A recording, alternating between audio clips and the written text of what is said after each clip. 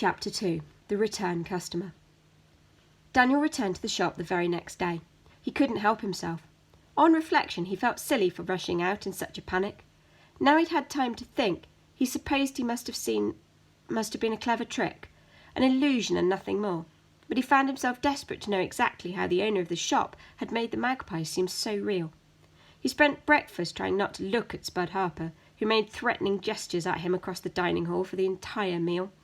Slipping out during the rush after breakfast was easy. Lost in the flow of the crowd, Daniel darted along to the kitchens, where the back door was always open, and to let out the reek of chef's cooking. The world was bathed in Sunday sunshine, the sky an endless blue. Daniel retraced his steps from the previous trip, passing the butcher's shop, breathing the smell of sawdust and raw flesh, and found himself back in the gargoyle-lined street. For a moment he was worried that he'd dreamt the whole thing, but then he saw the black, glistening bricks in the light of the sun, and the grand arched doorway, the golden sign, the Nowhere Emporium. The closed sign was still displayed in the door. Daniel stared at it, arguing with himself, knowing he shouldn't try to enter. But something about the shop was pulling him in.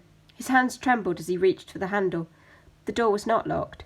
He pulled it open and felt warmth spilling from the shop. Inside, it was exactly as he'd left it. There was no sign of the owner, no hint of the silver birds. Daniel examined the column of books where the magpies had landed. Then, treading softly, he made his way towards the red velvet curtain to the spot on the floor where the birds had fallen and smashed into rubies. The light in the place was dim. He had to drop to his knees to inspect the floor. Not a single ruby, anywhere. The red velvet curtains flapped, and Daniel found himself staring at a pair of grey leather shoes. He looked up into eyes the colour of angry thunderclouds, eyes that did not leave him, not even for the briefest moment. Silence. The shop's owner's brow furrowed. He rubbed at his temples. He opened and closed his mouth several times, but no words escaped. He blinked, turned around, retreated through the curtain. Then he poked his head back into the shop, as if checking to see if Daniel really was there. Eventually he burst through the curtain and stood inches from Daniel, stooped over so they were eye to eye. He smelled like the pages of an old book. "How can I help you?"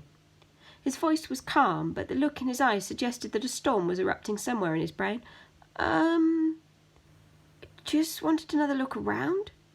Is that okay?" The man craned his neck so that his face was even closer to Daniel's. He narrowed his eyes and whispered, "You remember this place?" Yeah, I was only here yesterday."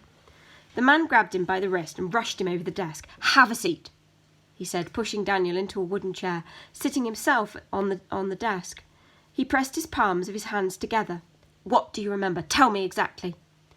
I remember everything. The books, the mirrors, the clocks, meeting you, the silver magpies." The man held a finger up to quiet Daniel. His eyes were darting around the place. "How is this possible?" he said to himself. "I'm sorry," said Daniel in confusion. "Have I missed something? How is what possible?" The man leapt to his feet. "Which children's home are you from?" he asked. "St. Catherine's," said Daniel. "It's only a few streets away." The man nodded. "Have you ever noticed strange things happening around you? Lights flickering, mirrors smashing, that sort of thing?" "No.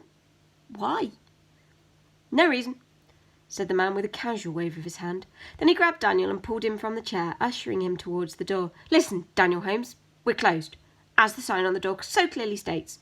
So I think you should go off home." "But—" And with that, Daniel was pushed out into the street, completely stunned by what had just happened. On the other side of the glass, the owner stared at him for a moment, and then Daniel blinked and he was gone. Daniel began to trudge back down the street, hands in his pockets, aiming kicks at the occasional stone. If he had looked around at the correct moment, he might have noticed the door of the Nowhere Emporium opening a fraction, and an ashen hand tossing 2 silver birds into the air. He might also have noticed that these birds flew from rooftop to rooftop, perching on stone angels, watching his every step as he made his way back to St. Catherine's.